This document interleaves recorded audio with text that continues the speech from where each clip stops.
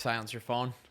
Yeah, I did, but it Okay. could fucking vibrate, to be honest. No, we're all right. We're all right. I'll just say it's your fucking vibrator. Episode. Okay, well now you said that word, so we got. I was literally about to segment into a fucking nice organic, and he said that. Okay. Episode 3. Back again. Yep. What's up, man? Wow. Not a lot. I guess we can dive right in. Stuff's been busy. I know obviously the reselling space is there's a lot to discuss. I think just topically we want to start about just like, new resellers. 2020, everything's super expensive. Software offerings are very, very expensive just as far as like bots, even proxies. It's not simple, man. Like I remember when I first got in, it was like buy 50 DCs or 25 DCs, run them on every website, and they'll work on 99% of them. Yeah. Like everything is,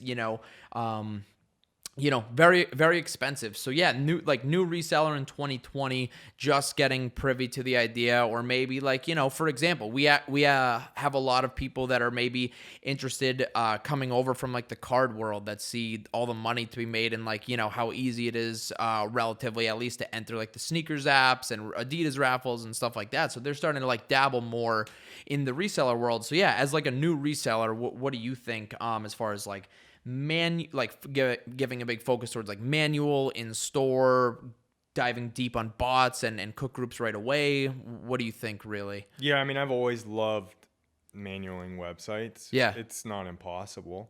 It's not. I think where we're at, I mean, still, if you're going to hit a lot of pairs, you're going to need a bot.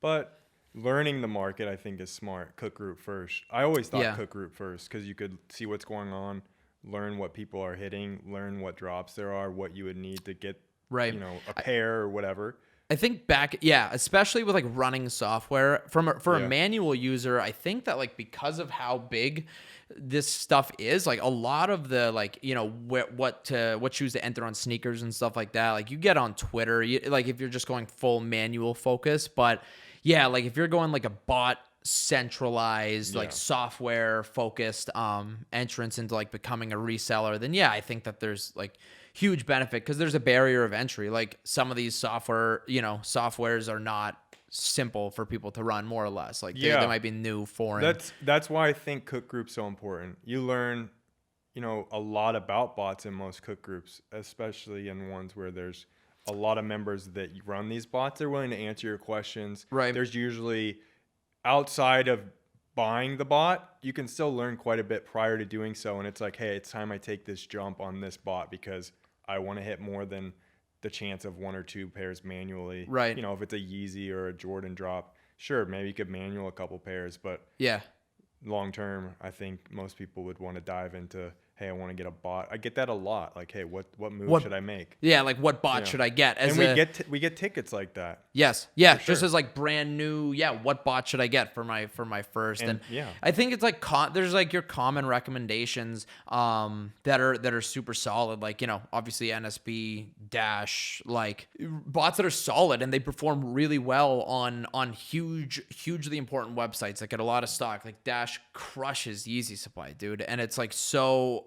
The Dash, this is actually very interesting to me. Like, not to dive too much into like one specific bot or anything like that, but like the Dash price is interesting. I feel like it's far too low based on the fact that like they were the first bot to really execute a pretty like not high renewal, what would be considered a very normal renewal in today's market. What's renewal a month? It's 50 a month. Yes, but so and 600 now a year. Yeah, but they were like the first or one of the first to do a renewal like that's monthly and that steep. So it just like impacted and it like always stayed, renewal copy stayed under 50. But now it's like, dude, you're paying $360 a year for a lot of these bots that break, and the upfront couple $1,000 cost that breaks down to $30 a month. Yeah, like there's a lot of these bots that in their structure, and there's nothing wrong with it at all, but like in their price structure, you are paying somewhere equivalent to $20, $30, $40, $50 a month sometimes. You know what I mean? And whereas like I think that Dash aftermarket value, it's just an interesting thing because like it kicks ass, especially recently on Easy Supply.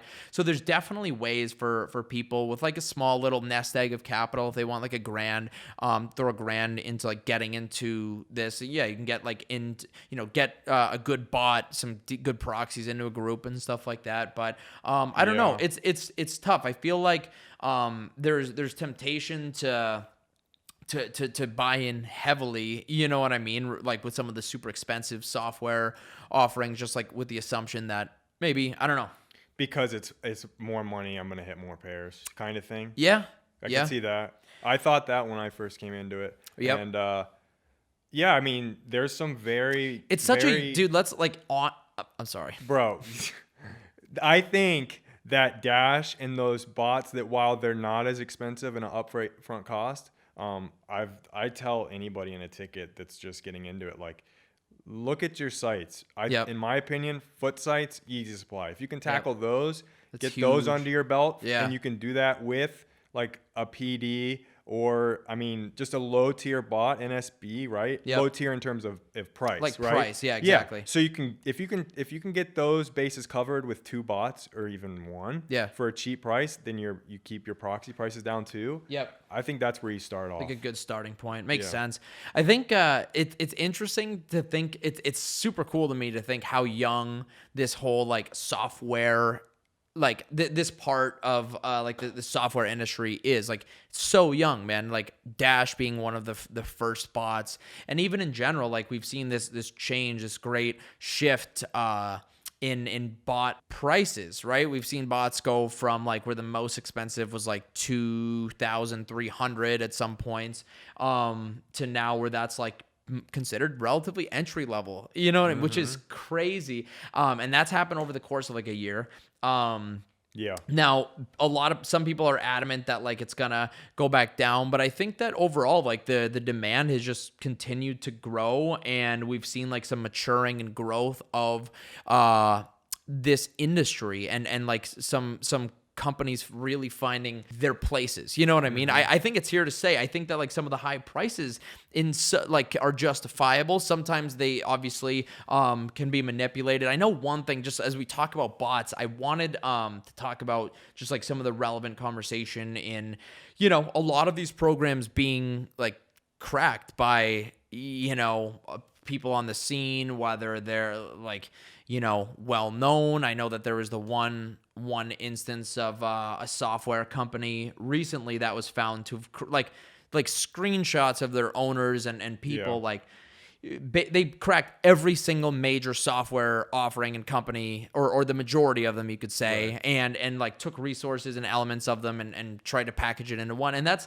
not horribly uncommon, which is crazy. I think that maybe it comes from, the youth, the infancy, like of this industry. Maybe like there's just fewer protections and legal ramifications and patents and that. And I understand. Well, what I understand about software patents is that I don't understand software patents, right? So that's basically I'm sure that the complexities are massive and like way above my head. You know what I mean? I don't really know how the patenting side of it works, but I think that like the youth and infancy of some of these like companies and even the industry. I mean, it's crazy to me. Like, it's interesting that like CyberSoul got unverified on Twitter. You know what I mean? Yeah. You knew that? Like, I don't know. That's just, to me, I'm like, what? They verified them because, of course, like it's a legitimate. If anything, there's a real argument for these companies to be verified, dude. Kids are getting like, fake CyberSoul accounts. I mean, fake accounts. Yeah. You gotta obviously be super careful. I mean, I don't know who's like dealing, like sending money through Twitter DMs for bots nowadays. That's how I bought my first PD. I think I don't know if I've mentioned that to you before, but yeah, my first PD was like through Bot Broker. Really? It was like a Twitter. It was like literally Bot Broker was like a Twitter middleman. Oh, you told me that. Yeah. It was so different back then. They literally, it was like auctioneer style via Twitter. It was like first to like and DM. Like that was Bot Broker. It was like first to like and DM this tweet or whatever was, can buy it. And then, that's how I bought my first PD. But yeah, it was just a, and not a lot of bots were like renewal. The like lifetime keys were super common. Like that's not really right. But dude, who's selling lifetime keys anymore? Yeah, like, I mean, it comes back to the monthly fee because it costs money to run and support. Yeah, and exactly. run the infrastructure costs to like the server costs and stuff like that. So yeah, it makes sense. And obviously when you hear like, it's good when there's accountability. It's good. It's ultimately very good when someone's outed, when they are like cracking bots or being nefarious. Like, we want accountability in this industry. You know what I mean? We want, because ultimately it's going to create like a healthy competition. You know what I mean? And I think that we'll see, further growth as far as like companies being legal, like, I don't know, having legal patents on these things. But yeah, I don't know. It's very, very interesting. I know that like even the aftermarket prices on the bots, like highly unregulated, kids can make not even kids, anyone can make a ton of money, like, or lose their ass. What you have is a lot of groups that they make like bot calls, right? It's a cool premise, and there's like definitely some groups that do it right and have been doing it right. Props to them. I think it's awesome. Like anywhere where you can make money legally, right? But basically like there's these bot groups and like new ones come on the scene. That's all they do, right? Yeah. I'm sure that there's all types. Like I'm sure that there's groups that maybe like specialize in bot calls and bot restocks, and you know what I mean? Like in general. Yeah, but like as far as like the bot market calls and stuff like that, that's always like an interesting premise for me, because like what you have a lot of the time happening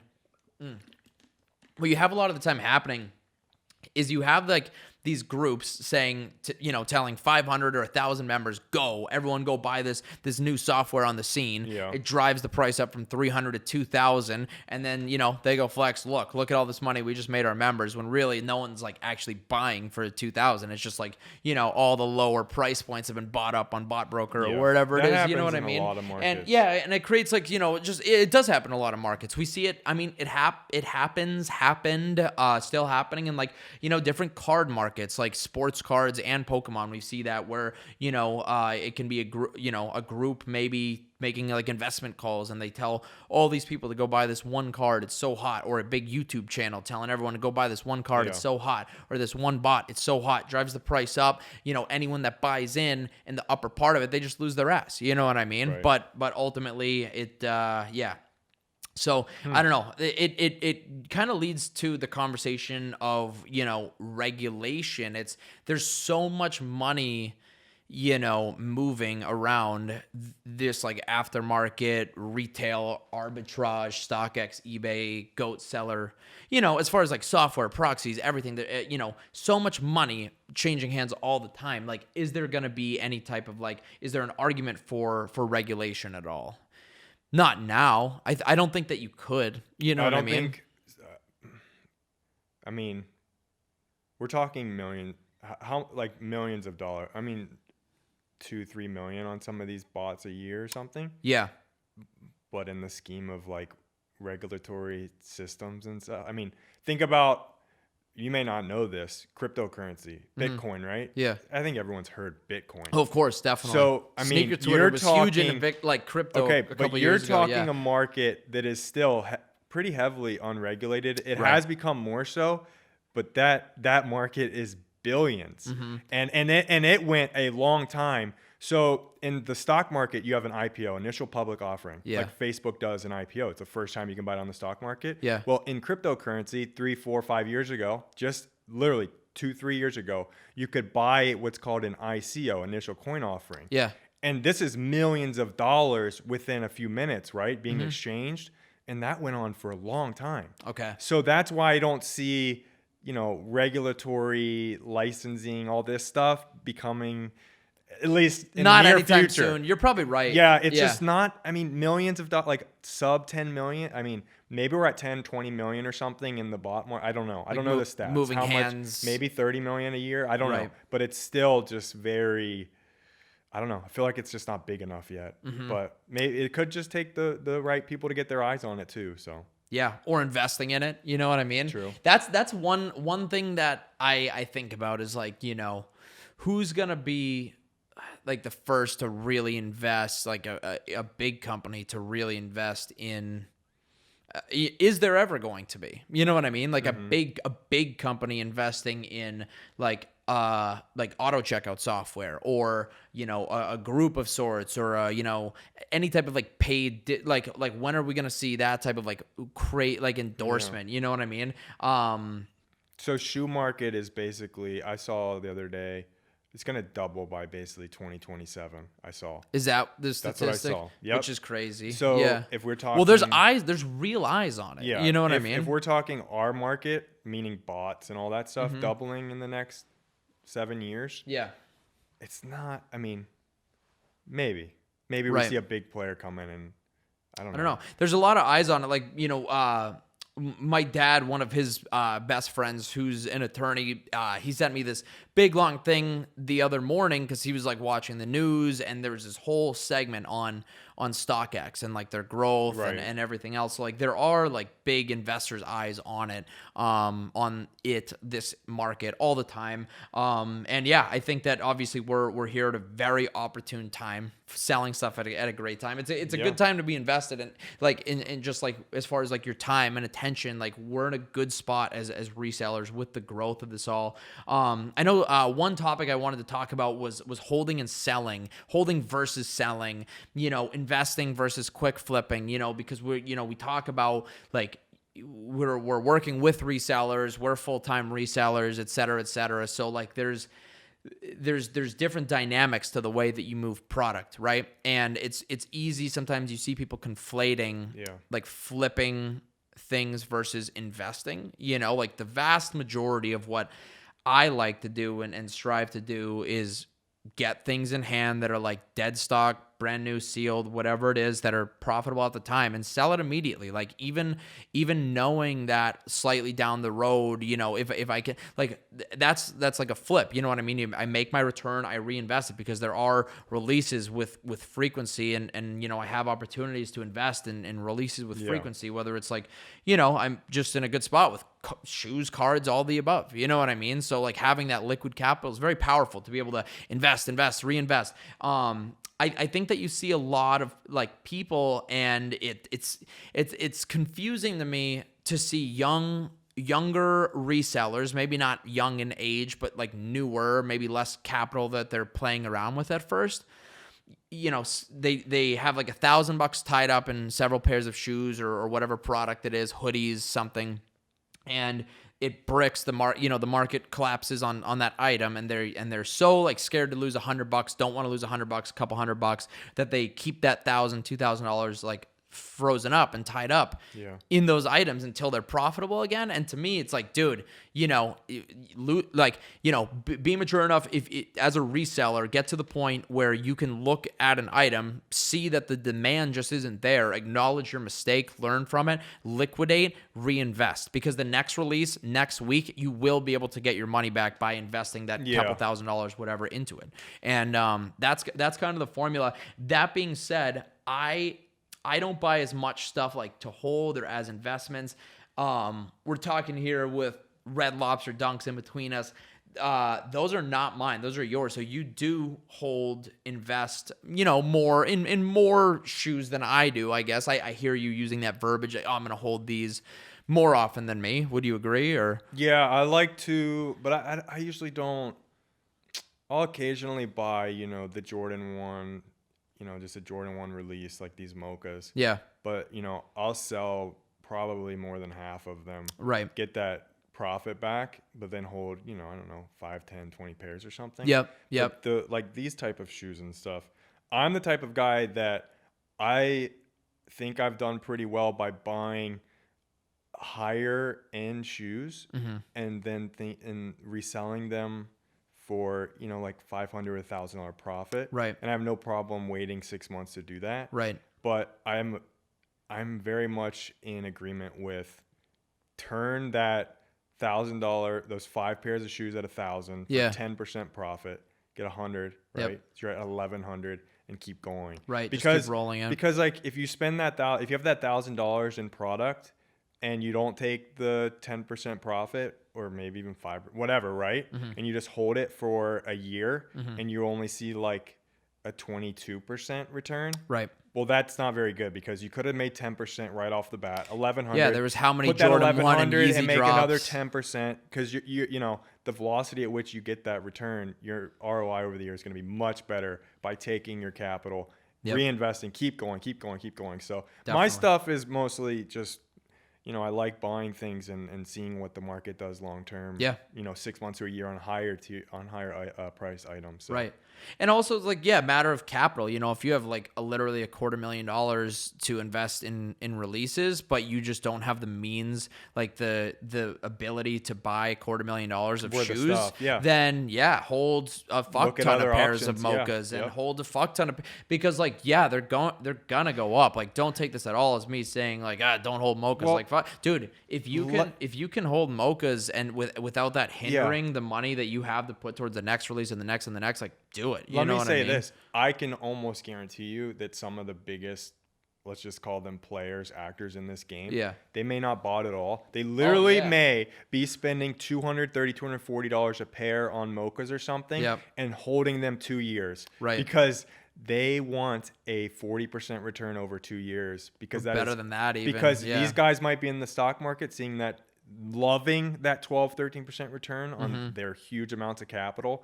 And when they can see something, maybe they're passionate about shoes or something, they have a huge amount of capital. Yeah. And they know, like, historically, hey, I can buy these Jordan 1s, solid colorway. Yeah. I don't care one bit about botting. I'll just buy 200-300 pairs bulk off people and just hold them for a year or two. Yeah, for sure. So maybe that too is another thing that people are doing. So definitely. Yeah, it's interesting to think and theorize of like whales, like what whales are investing, like as far as like big dollar. Generally, sell it, get the profit, and go. Yep. If you're gonna lose some money, just bite the bullet. Know you're gonna lose it, and look ahead to, hey, I'm gonna use this money I'm getting back on this release, and it's gonna make me back that loss plus maybe some more. So for sure. Yeah, I don't know. I've definitely got some instances of shoes that, like, dude, you've seen me learn the hard way on some of this stuff, man. You bought so many. You bought them off StockX too, thinking you were gonna make that call, and it didn't work out. I thought I was a Wolf of Wall Street. You got buying Benji Dunks, which I got like $150. 20 of from like Atlas. Yeah, and like, I mean, if I held them until now, they're like 180, 190, right? Okay. Of course, I wasn't gonna do that. How long's it been? Like a year? So long. It's got to be way over a year, bro. So, but I'm saying, like, look at that. You literally could have had those Benjis bottom at 90 to 100 in a year. If you want that 50% return, there it is. Right. That is like, I talked to a guy who does real estate investment, and if he could see 25% return a year for his investors, it's like he unheard would of. Kill. Oh yeah. Kill for that. Right. So I'm just saying, and let alone you have people like doubling, you know what I mean? I think that goes to show the market we're in is just a great market to be a part of, and we're at what most people are saying is kind of the infancy. So it's exciting and dynamic. I think you see like, but at the same time, dude, anything that gets a lot of attention, it's like whenever like the next, the point I'm getting to is like, I think of shit like, Bad Bunny Crocs, like super dope. Everyone made all this money. And then like Justin Bieber Crocs. Yeah. And then it's like resellers go absolutely crazy on them, get 1,000% of the stock. Crocs probably overproduced them, like cash grabbed on them hard. And also it's like Justin Bieber. Well, I don't know. You know what I mean? Like a little I don't know if he's like less. Honestly. No, they just mass produced. Yeah. They know so Justin Bieber's audience is huge. We're going to make a ton of these. Yes. That's just different than Bad Bunny. Yeah. So I think, and also I just think that, like sometimes you do see that where like, the initial drop is so good, but then all the stock like goes into the hands of resellers, and then ultimately it can bring down that product and whatnot, which is interesting. But one thing I know I wanted to talk about, was I guess coming into holiday season, I see, all the extended family stuff like that. And it's, it's interesting to me. It's funny and like, weird for me to tell, especially family, like extended family, like what I do full time, just because it's kind of involved. Like if you don't actually get a little bit into the nitty gritty, I feel like you just kind of sound like all they hear is like, okay, just like pyramid scheme, maybe. Like, I don't know. Pyramid scheme. Old bro. Yeah. That's what in my head. Dude, you don't ever think that. Wait. Before we go forward, what's a pyramid scheme? Because no, in my head, I know pyramid scheme as a reseller. Listen to me. No. I'm saying the perspective of a fucking 65-year-old this guy aunt thinks, of my wife's fucking grandma. When I tell her, Yeah. when I tell her what the fuck I do for work, in my head, all she hears is like, he's a scammer or scammer or something. You know what I mean? Like something sketchy. So that's why I have to actually go into detail. That's the point I'm getting to. Is that like Let me say this real quick. Yeah. When I bring it up, I just say I basically buy shoes and sell them for more. Okay. And when you're talking like historically, it's one of the oldest forms of making money. It's literally bartering. Just barter. Yeah, bartering your way up to for sure. a better living or something, right? Like trading this for that. It's like a purely capitalistic that's how I tried. market. Yeah, that's how I go about it. I mean, do you just say I less? don't think Do you say less?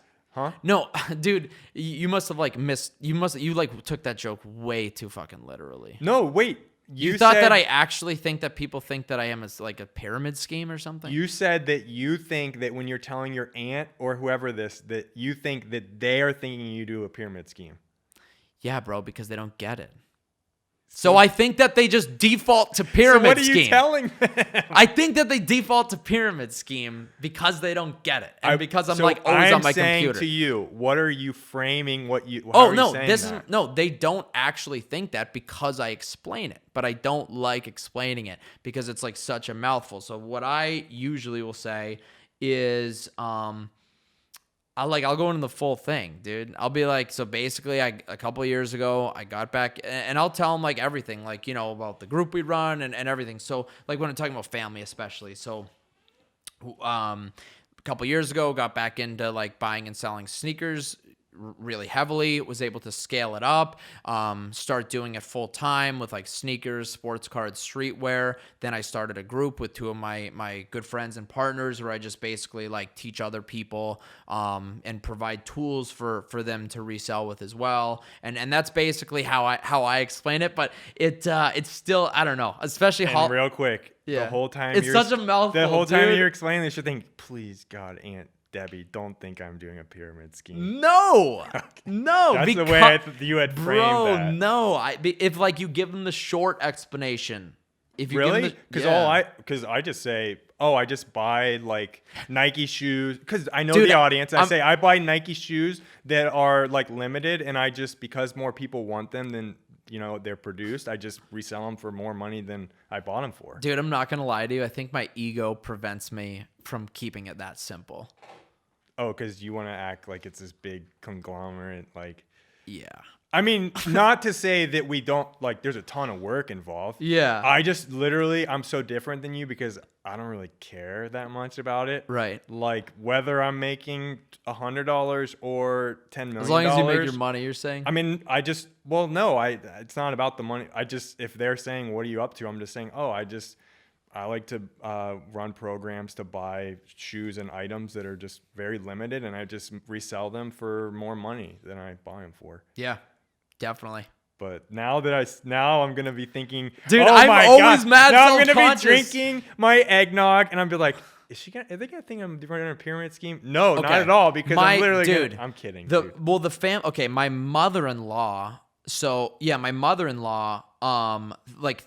Literally, dude, treats me like I'm like playing video games. Like when we're at when we get together. Hold up. To say video games isn't a bad thing. There's guys making a killing doing it. I know. Oh, I'm not. But she treats me in that very like and no, not which like they would say. She play treated video games. Like past tense. Like and I think she gets it now what I do. But like there was a point where like she very much was like, "Are you gonna come and like see your kids and the family? Like we're all together." I'm like, I'm working. Like you wouldn't do this if I was like running a jackhammer, would you? Right. You know what I mean? Like I know that. Yeah. That's a great point. Yeah. People that interrupt you or it's like, no, I'm working right now. It's like, no, you're not. You're sitting at your computer. Right. Like, no, like this is my work. Yeah, exactly. That's an interesting point. Yep.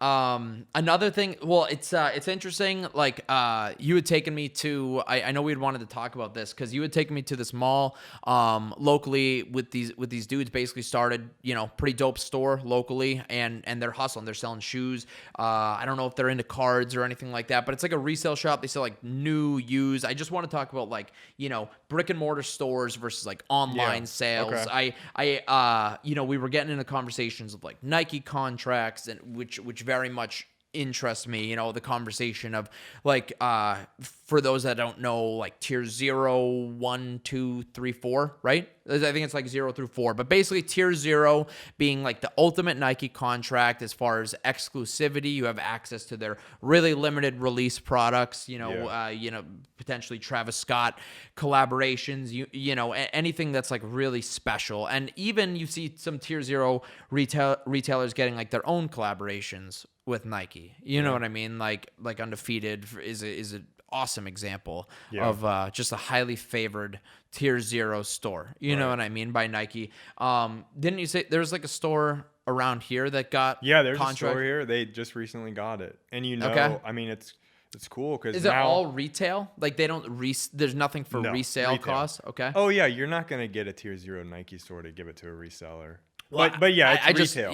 Okay. And it's cool because I knew they've been there and I was like, man, they don't have anything. But now, as of like basically 6 months ago, you see them raffling the Dunks, you know, the Michigan and Michigan State Dunks recently, and all these shoes that they're literally like the only store in this area that has that though. That's sweet. There was a skate shop that would get the skate Dunks, SB Dunks, but because they were, I think I had heard they were backdooring and all that, they got it taken away. So okay, but yeah, that's all we've got. Yeah. So.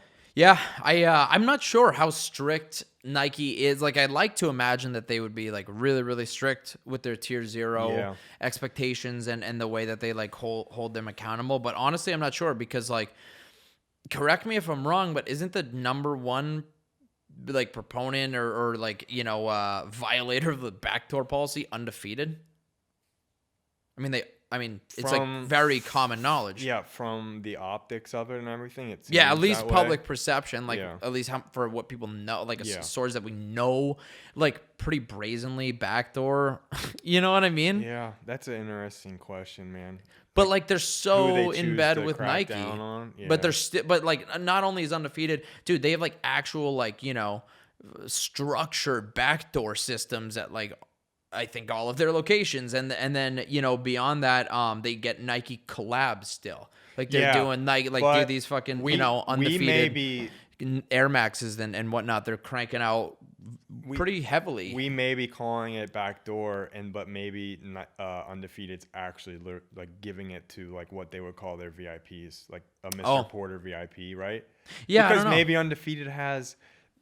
But not really. No, VIPs. because I mean, like, possibly. Maybe some of it's that too, right? Or at least they hide it behind that and say to Nike, "Hey, we want to give our best customers locally," which we all know how much Nike loves the local customer. Yeah. Because what do you see going on with a like lot the of skate? Yeah, well, with any of them. I mean, with most of the shoes they want to get to in Chicago, New York. I mean, just they target zip codes, so maybe they just And Adidas bans zip codes. Or Yeezy Supply.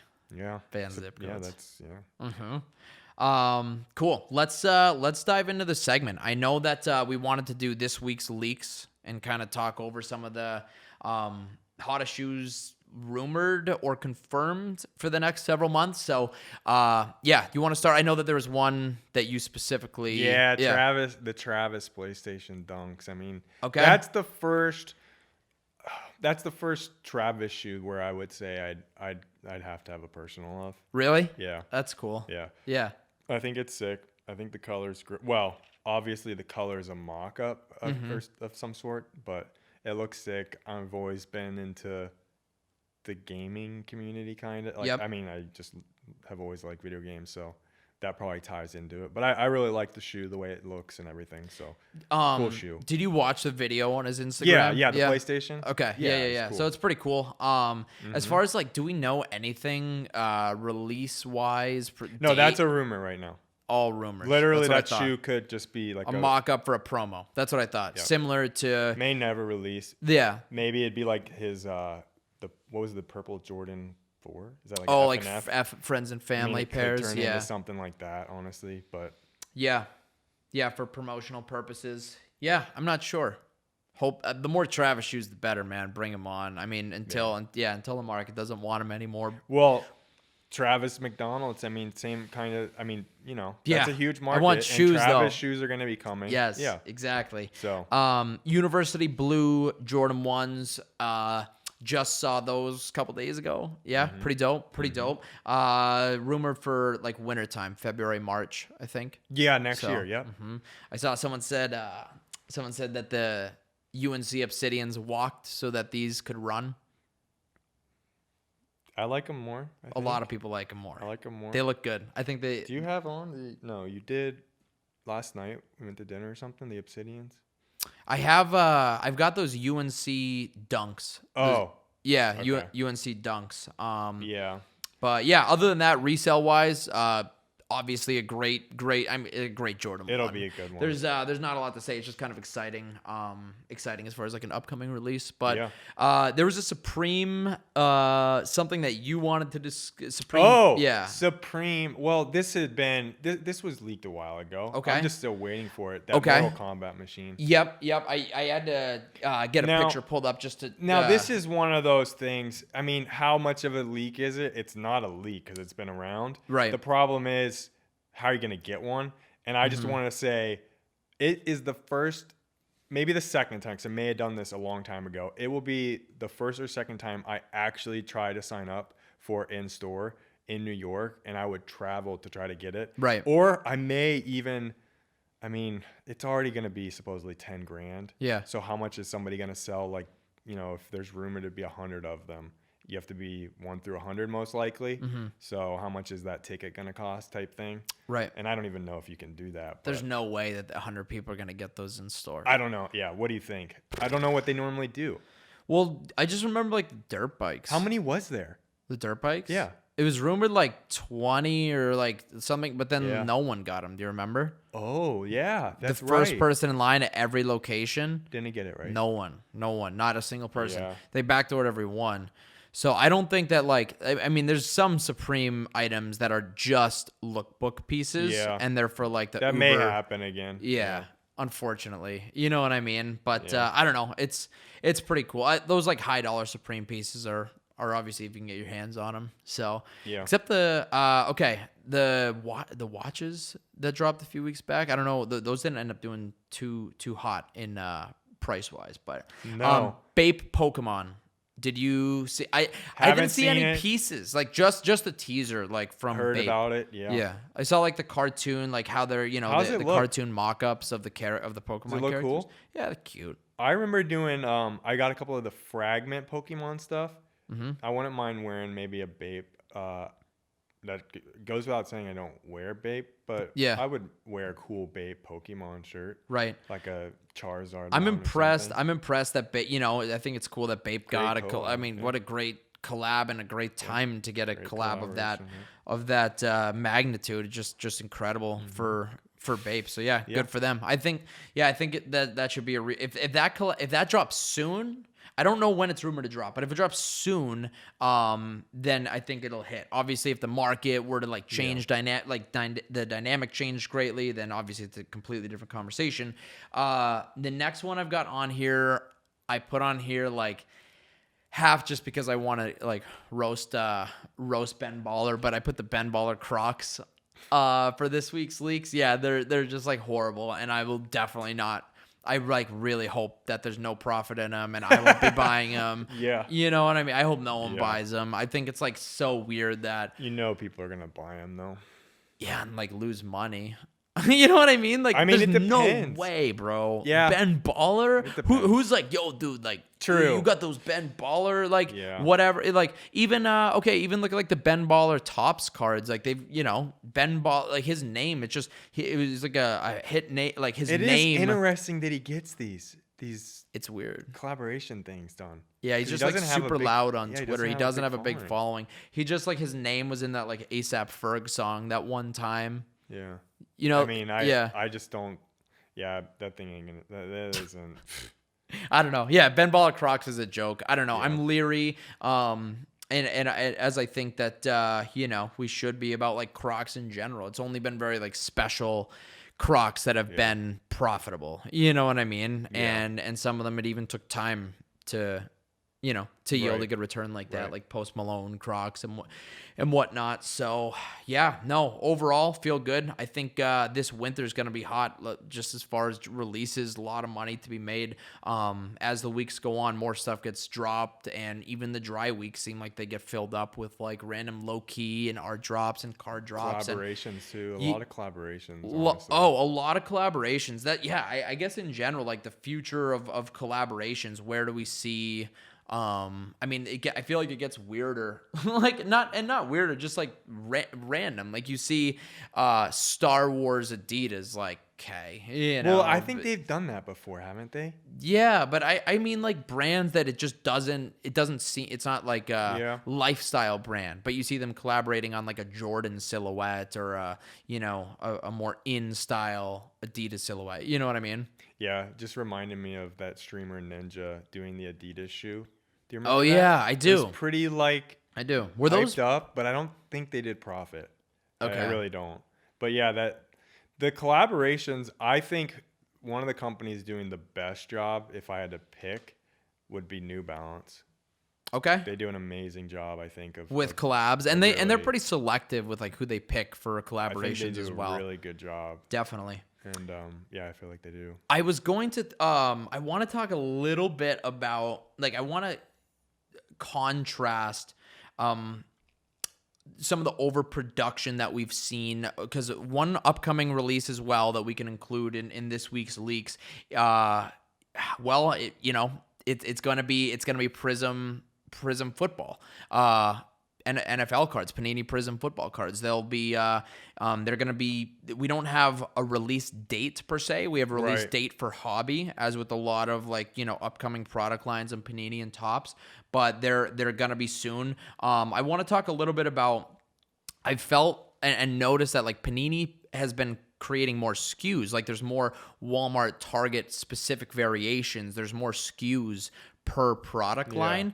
The overproduction is very evident compared to Nike collaborations. Like I get the feeling that Nike and Adidas collaborate with purpose for longevity and then you see, a company like Tops, collaborate with Ben Baller just for like a quick little surge of sales, no longevity. Yeah, You know what I mean? I can agree with that. I don't know. It's just interesting to see how like I almost feel Nike generated the buzz and plays it right, and then Panini and Topps fell into the buzz, and they're just trying to capitalize as much as they can right now. Ultimately, who knows how long down the line, have a lot of cards in the penny bins and the 5-cent bins and create a big crash. So yeah, it's crazy. It's crazy when you look at like how many of like modern cards are graded, like the population counts, every year, like those base Prism or silver Prisms just get more and more. So I don't know, collaboration, it can really help companies if done right. I just don't think that we've see a whole lot of it in these other industries. Yeah, I wonder why that is, where the card market does that. So cool. Well, we let's wrap this one up. I think we're good to go, man. Cool, man. Awesome. Thank you. So yeah, till next time. Right on.